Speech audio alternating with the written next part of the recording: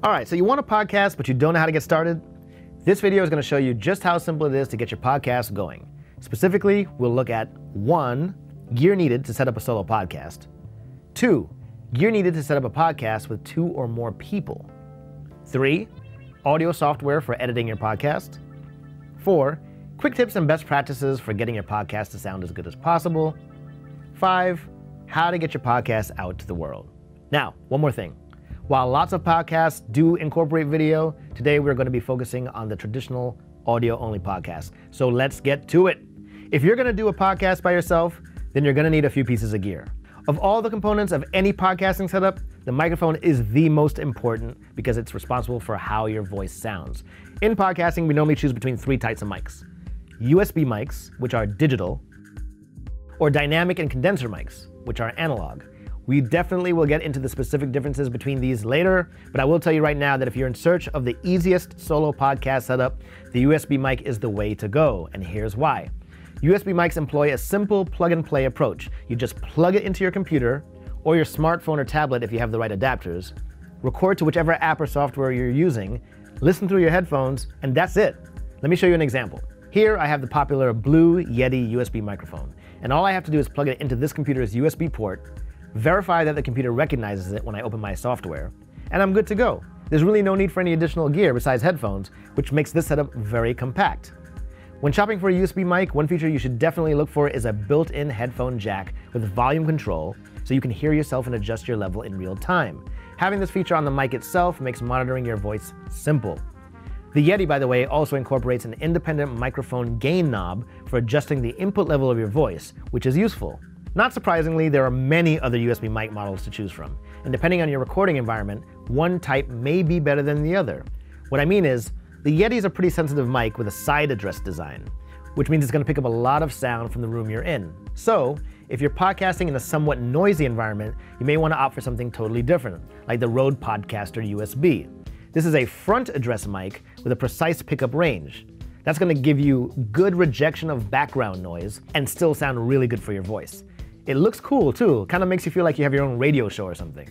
If you're worried about ambient sounds making their way into your recordings, the Rode is a solid choice. When your podcast includes 2 or more people, you should not use USB mics. Using more than one USB mic at the same time often causes major communication problems between the mics and the device you're recording to. Instead, you should choose either dynamic or condenser mics, which are analog mics with professional XLR connections. These mics plug into a separate device like an audio interface or a portable recorder or even a standalone podcast machine. So for example, here's the popular Shure SM7B plugged into a Focusrite 2i2 Scarlett audio interface, which then connects to the computer so I can record audio into my software of choice. It's a pretty simple setup actually, and I'll say that one of the things I like about audio interfaces is that they tend to have quieter, cleaner preamps than other devices, which allows you to capture really high quality audio. These interfaces are also often bundled with useful software plugins for further editing your vocals after you've finished recording. Now, I could do an almost identical setup with a condenser mic. I've swapped out the SM7B for an AKG 214, a great sounding condenser that's an excellent choice for vocal recording. So that begs the question, why choose a dynamic mic over a condenser or vice versa? Well, there are some differences between the two that are important to know when it comes to choosing which is best for you. Dynamic mics are known to reject background noise very well. So if you're going to be conducting your podcast in a room that has a lot of ambient sound or even distracting noises, think a kitchen with a humming refrigerator or the neighbor's noisy air conditioner, then a dynamic mic would be a wise choice. A dynamic mic is also advantageous when you have more than one podcaster speaking, as the mic is less likely to pick up much of the other person's voice. Something to keep in mind is that dynamic mics require a bit more microphone technique, in that you need to try and keep your mouth close to the mic to ensure consistent recording levels. Now, condenser mics differ from dynamics in a few ways, the first being that they require something called phantom power, or plus 48V, which basically gives them enough juice to operate properly. This isn't something you really have to worry about because most good audio gear gives you the option of engaging phantom power for condenser mics with a simple flip of a switch. Condenser mics are also much more sensitive than dynamics, so they are well suited for quiet or professionally treated recording environments. In addition to utilizing audio interfaces, you can use dynamic or condenser mics to record into a separate audio recorder, like this Zoom H6. This is a good option if portability is important to you, especially if you're recording a podcast outside or in an area where you really need to maintain a small footprint. Things to keep in mind, though, are that portable recorders tend to have less professional preamps than interfaces, and they often only have one headphone output, so you may need to use an external headphone amp if you have multiple people in your podcast. Lastly, after you've recorded with one of these recorders, you will need to transfer the audio to a computer for editing purposes. All right, I want to talk about standalone podcast machines for a minute. Companies like Rode and Zoom have put out gear that is specifically made to accommodate podcasts. The advantage to an all-in-one podcast machine is that you have the option of recording to the device alone, using it as an interface with your computer for recording to software, or recording to both the device and your computer simultaneously. Standalone podcast machines also have convenient features like multiple microphone inputs, faders to control audio levels, sound pads to add audio effects and backing music, USB connectivity to interface with your computer, multiple headphone outputs for podcast talent, and a lot more. Let's move on to podcasting accessories and talk about a few things you should have or may even need for your setup. Headphones. You should invest in a decent pair of over-ear, closed-back studio headphones. This type of headphone does a good job of keeping sound from leaking out, and it tends to be comfortable for long hours of use. Most importantly, studio headphones are more accurate at reproducing sound, so you can hear what things really sound like when you're talking. You don't have to buy anything crazy or expensive.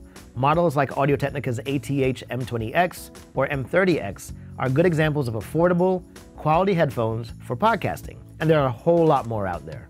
If you have more than one person participating in your podcast, but your gear only provides one headphone output, then you'll need a headphone amp, so everyone can hear what's going on. This Mackie HM4 is just one of many examples out there, and it would be a good solution for providing multiple headphone outs to your talent. If your podcast audio suffers from plosives, those hard consonant sounds like P's and C's and T's, a pop filter will solve that issue. Some models only cost about $10, and they're definitely worth the investment. Depending on how you have your gear set up, you'll either want a weighted tabletop stand or a boom arm. Choose whichever is the most comfortable for you. One isn't better than the other. A quick note on incorporating phone calls into your podcast.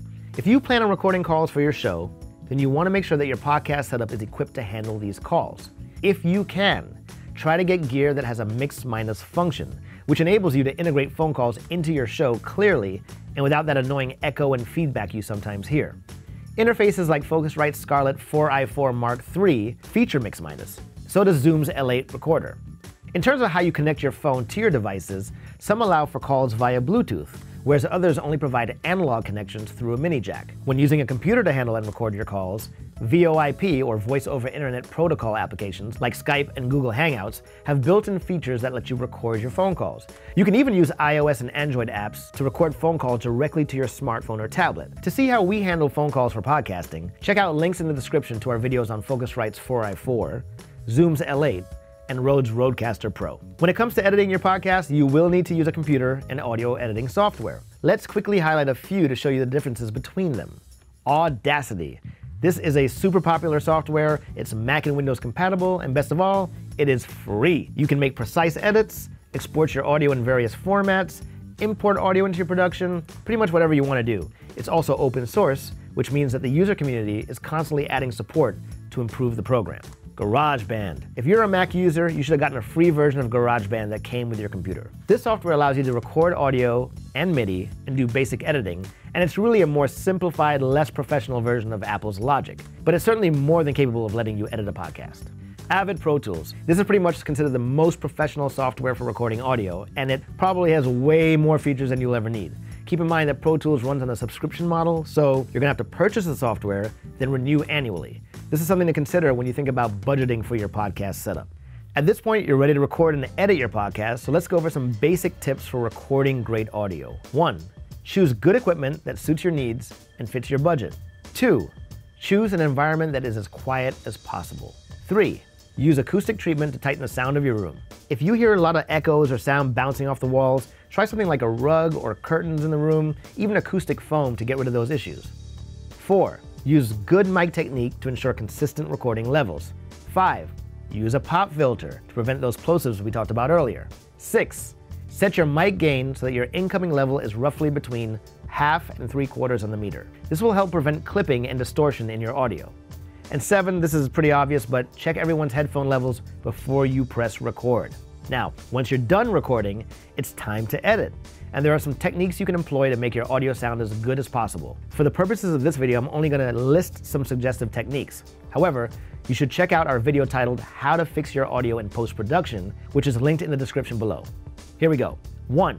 Cut out unwanted audio from your recording. Pretty obvious. 2. Normalize your tracks to get your audio sitting at the same relative level. 3. Use EQ on your voice to enhance good sounds and remove harsh sounds. See the link in the description to check out our video on how to use a parametric EQ to shape your sound. 4. Use a compressor to tame loud spikes in your audio. 5. Use a limiter on the overall mix to adhere to loudness standards. 6. Use music in your intro, outro, and wherever else you want to provide a soundtrack to your show. Sites like thewolfmusic.com, Audio Blocks, Epidemic Sound, and others all have subscription-based content that you can use. Of course, if you're a musician, you can produce your own soundtracks for free. Once your podcast is ready to go, how do you get it out there? The first step is to choose a host site, which is where all of your podcast episodes are going to live. Popular podcast hosts are Buzzsprout, Captivate, Podbean, Simplecast, and a whole bunch more.